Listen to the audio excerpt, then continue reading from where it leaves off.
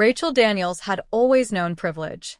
As the only child of Chief Daniels, a prominent businessman whose name carried weight in the corridors of Lagos's most elite circles, she lived a life of unrestrained luxury. Rachel's world was one of opulent parties, glittering shopping sprees, and weekends at exotic resorts. Her father, despite his stern demeanor, had always indulged her, believing she was the apple of his eye. His daughter could do no wrong, or so he thought. But as Rachel grew older, her sense of entitlement grew as well. She had never learned the value of hard work or sacrifice because her father had provided everything for her. He allowed her to run wild in a city that was full of temptations, as long as she kept her outward appearances perfect. Rachel was charming, beautiful, and above all, a socialite. But underneath the glamour, there was a young woman teetering on the edge of chaos, unable to face the deeper truths about herself. Rachel had everything she could ever want. She had the latest designer handbags, the most fashionable clothes, the best cars, and invitations to the most exclusive parties. Yet, there was an emptiness inside her that she couldn't fill. Her father, Chief Daniels, was a man of power, but he had always been emotionally distant. He was a strict businessman who saw his wealth as a reflection of his success, but he rarely took the time to understand his daughter's needs beyond material things. Rachel wanted attention, affection, and love from him, but she received only more lavish gifts, and over time, she had grown resentful of the world he had built for her. For years, Chief Daniels had been a quiet figure in Rachel's life, watching over her, offering advice and setting limits, but never truly challenging her. He was a protector, but not a nurturer. That all changed one evening. It started innocuously enough.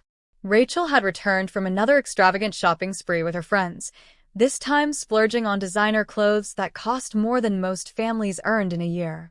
She didn't care. In fact, she hardly thought about the cost at all. To Rachel, money was just something that always appeared when needed. However, when she entered the house, she found her father waiting for her in his study, his usual calm demeanor replaced by something more serious. "Sit down, Rachel," Chief Daniels said, his tone sharper than she was accustomed to. He gestured for her to take a seat across from him. "We need to talk." Her stomach sank as she sat down, a knot forming in her chest. She had a feeling she knew where this conversation was headed. Her father had been increasingly distant, and she had caught him making phone calls, whispering in low tones with his business partners. Rachel had become used to her father's high expectations, but this was different. "I can't keep enabling you like this," her father began, his voice filled with disappointment. "The shopping sprees, the late nights, the parties. It has to stop. You're old enough now to understand that money isn't endless. I've been patient, but you're not a child anymore. You need to grow up." Rachel felt her blood boil. How dare he question her choices? She had always been able to get whatever she wanted, and now he was trying to put limits on her? She opened her mouth to protest, but her father raised his hand to silence her. "You are not going to live in this house, with all of this wealth, and behave as though there are no consequences. If you don't get a grip on yourself, I'll be forced to cut you off from the family wealth. I can't have you living like this anymore." The words stung. Rachel's mouth went dry as the realization hit her. Her father was threatening to disown her, to take away the one thing that gave her power. She had always used her father's money as a shield against the world, but now it seemed that the shield would be gone. Without a word, Rachel stood up and stormed out of the room. Her father called after her, but she didn't turn back. She was beyond furious. How could he do this to her after everything she had done to please him? She had lived a life of indulgence because he allowed it, and now he was telling her it was all over? As the days passed, Rachel's anger grew. She couldn't stop thinking about her father's ultimatum. How dare he think he could control her life? She was his daughter, not his servant. She couldn't accept the idea that he was trying to take everything away from her. And the more she stewed in her anger, the more determined she became to show him that she didn't need him or his money. She would show him that she was stronger than he thought. Then, Rachel had an idea. One night, as she sat in her room, pacing back and forth, her mind whirred with possibilities. She thought of the evening rituals her father followed, one of which was his habit of drinking a cup of tea before bed. Rachel knew he loved his tea. He never went to sleep without it, and that was the moment she had been waiting for. She didn't want to kill him, not at first. She just wanted to teach him a lesson, to make him suffer, to prove that she could make her own decisions without his interference. Rachel waited for the night to come, her heart pounding as she prepared the poison. She had no experience with this kind of thing, but she knew it would be easy enough to slip into his drink. She didn't think about the consequences. Her mind was clouded by rage and pride. She was certain that once her father was incapacitated, she would be free to go to the parties she had been planning, to live life without restrictions, at least for a while. She wanted to feel the thrill of rebellion, the thrill of freedom. Freedom from the heavy expectations that weighed on her shoulders. The plan was simple. Once he drank the tea, he would fall asleep. She would be able to slip away and live the life she wanted, without interference. What harm could there be in that? A small act to take control of her destiny. That was all. Or so she thought. When the night came, Rachel crept down to the kitchen, trembling with a mixture of excitement and fear. She took the small vial of poison that she had procured from a less-than-savory source and measured a small amount. She poured it into her father's tea. It didn't take much, just enough to put him to sleep for a few hours. But as she stirred the tea, she hesitated. She wondered if there was another way. Could she have this conversation with him? Could she plead her case, beg him to understand? But deep down, she knew her father wouldn't listen. He was set in his ways. He would never let her live her own life without his approval. She had made up her mind. The poison was a way out. She would teach him a lesson, and after that, she would be free. She placed the teacup on the table and waited for him to come. She could feel her pulse racing. Each second seemed to stretch out longer than the last. Her hands shook as she heard his footsteps outside her door. "Rachel," he called softly. "I need to talk to you about what I said earlier. I know you're upset, but I think we can work something out." Before he could finish, he took a sip of the tea. The scene unfolded before her like a nightmare in slow motion. Her father's eyes widened, and he took a step back. His hand shot out to steady himself, but he collapsed, and his body hit the floor with a sickening thud. Rachel stood frozen. Her heart stopped. The plan had worked too well. The poison had taken effect faster than she had expected. Her father was unconscious, but was he dead? She rushed to his side, her hands shaking as she checked his pulse. There was nothing. A horrible realization spread through her chest. He was gone.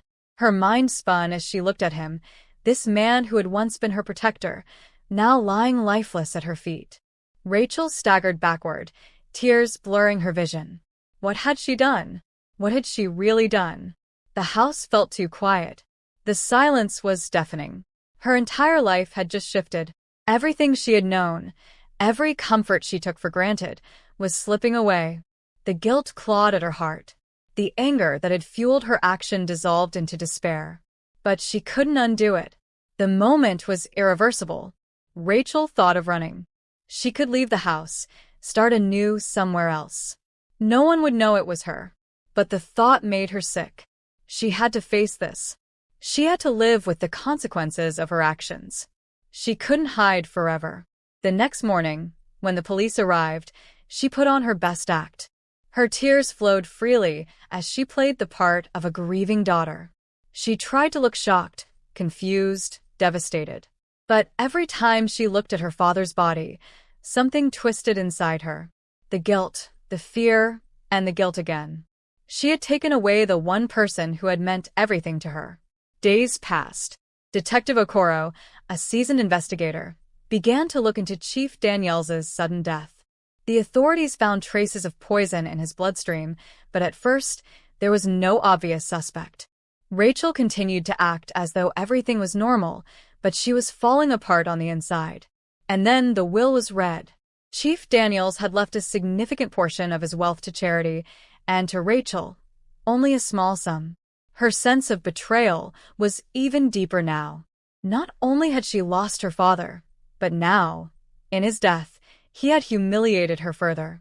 Mama Titi, still mourning, became suspicious of Rachel's erratic behavior. One evening, she confronted her daughter, her voice shaking with hurt and confusion. "Did you have anything to do with your father's death, Rachel?" she asked, her eyes filled with fear. Rachel froze. The words hit her like a ton of bricks. For the first time since the night her father died, she felt completely exposed. The guilt overtook her. It was the question she had been avoiding for days. The one she wasn't ready to face. "I didn't mean to," Rachel whispered through her tears. "I didn't mean for it to happen. I just wanted him to understand. I wanted him to stop trying to control me. To let me live my own life without his constant interference. But now I've lost him forever, and I don't know what to do." Mama Titi's eyes softened, but there was no mistaking the sorrow in them. "Rachel, you can't undo what has been done. No matter how much you regret it now, no matter how many tears you shed, it won't bring him back. Your father, he was your protector, and now you've taken that away. You killed him, Rachel." The weight of her mother's words hit Rachel with the force of a tidal wave. She couldn't escape the truth anymore. The truth was inescapable. She had taken the life of the man who had given her everything, the man who had built her entire world. Her grief became a suffocating blanket, choking her as the enormity of her actions sunk in. But even in the depths of her guilt, there was a flicker of defiance in Rachel's heart. The reality of her situation was clear. Her father was dead. There was no going back. The police were investigating, and the whispers had already started. How long could she keep up the facade of the grieving daughter before the truth came out? Days passed in a blur of police visits, legal hearings, and whispers behind closed doors. Rachel had to sit through hours of questioning, her emotions constantly shifting between numbness, anger, and sorrow. Detective Okoro, a seasoned investigator, was relentless. His sharp eyes never missed a detail. He noticed the slight tremble in Rachel's voice, the way she avoided eye contact when discussing certain details of the night her father had died. The evidence was stacking up against her. The police found the trace of poison in her father's bloodstream. Her access to the tea that night, the way she knew exactly when he took it. All of it pointed to her. Rachel tried to deny it, but the more she tried to cover her tracks, the more holes appeared in her story. Then, the moment came when Rachel could no longer hide behind her walls of denial. Detective Okoro finally confronted her with the damning evidence. "Rachel," he said, his voice calm but firm, "we have traced the poison to your father's tea. We know you were the last person to prepare it. Your behavior that night was inconsistent with someone who had just lost their father. Your lies are unraveling. It's only a matter of time before the truth comes out." Rachel's stomach churned, but she held her ground. She had convinced herself that she was a victim in this, that her father had driven her to this point, that he had taken everything from her, controlled her every move. Yet, as Detective Okoro's gaze never wavered, she realized just how far she had gone. The idea of blame had always been external, but now, as she stared at him, she saw the undeniable truth. She had chosen this path. "I didn't mean for it to happen," Rachel whispered, her voice breaking. "I wanted him to stop controlling me. I just wanted to make him understand that I could live my own life, that I didn't need him to dictate every decision. But instead, I... The words died in her throat as the gravity of what she had done became even clearer. She had gone too far. She couldn't take back her actions. The shock of realizing that she had actually taken her father's life, that she had killed the one person who had meant everything to her, hit her with full force. She had murdered him, and no amount of regret or remorse could change that. In the days that followed, Rachel's once privileged life crumbled. Her arrest was a public spectacle, the news outlets covering the case as if it were a tragic melodrama. The daughter of one of Lagos's most respected businessmen, now a murderer. People whispered, speculated, and judged. Some felt sympathy, while others felt nothing but scorn for her. The trial was long and grueling. Rachel's defense team did their best to argue that she was a victim of her father's oppressive love and control, that his manipulation had driven her to the edge. But the evidence against her was overwhelming. The prosecution painted a picture of a spoiled, entitled young woman who had grown tired of living in her father's shadow. They argued that she had acted out of greed, a desire for control, and a need to break free from the constraints her father had placed on her. Rachel sat in the courtroom, her face a mask of grief and regret. She was no longer the bright, confident woman who had once walked the streets of Lagos with the world at her feet. Now, she was a broken soul, facing the consequences of her actions. When the verdict finally came, it was almost anticlimactic. The judge found her guilty of murder. The sentence was harsh, life imprisonment, with no chance of parole. Rachel's heart shattered in that moment. She had never imagined her life would end this way. She had once been so certain of her power and her future. But now, she had lost everything. The days in prison were long and lonely. Rachel's life was reduced to a series of monotonous routines, punctuated by moments of quiet reflection. She spent most of her time in her small cell, replaying the events of that fateful night over and over again. She remembered the look on her father's face as he collapsed to the floor, the shock and horror in his eyes. She would never forget it, and it would haunt her for the rest of her life. But it wasn't just the memory of her father's death that weighed on Rachel's mind. It was the realization of what she had lost, the life of privilege, the adoration, the comfort of knowing she was always protected. All of it was gone. She had destroyed the very thing she had once taken for granted. She had sacrificed it all in the name of pride, anger, and a misguided desire for freedom. In prison, Rachel found herself facing something far more terrifying than the judgment of others. She had to confront herself, to look deep within, and accept the truth of who she had become. The girl who once had everything now had nothing. And in the stillness of her cell, she began to realize that she had lost far more than just her father's love. She had lost her humanity. There were no more shopping sprees, no more extravagant parties, no more late-night rendezvous with friends. There was only Rachel, a young woman who had once lived in the lap of luxury, now left to grapple with the darkness she had brought upon herself. And as the years passed, Rachel slowly came to terms with her guilt. The prison walls became a constant reminder of the life she had destroyed, and as the months and years stretched on, she realized that she would never escape the consequences of her actions. There would be no redemption, no happy ending. She had killed the man who had given her everything, and in doing so, she had taken away her own future. The story of Rachel Daniels was no longer one of wealth and privilege. It was a cautionary tale of the dangers of pride, entitlement, and the consequences of actions driven by anger. The woman who had once seemed unstoppable was now a prisoner of her own making, forever trapped in the confines of a life she had destroyed with her own hands. And in the end, Rachel understood the hardest truth of all. Sometimes, the worst prison is the one you create within yourself.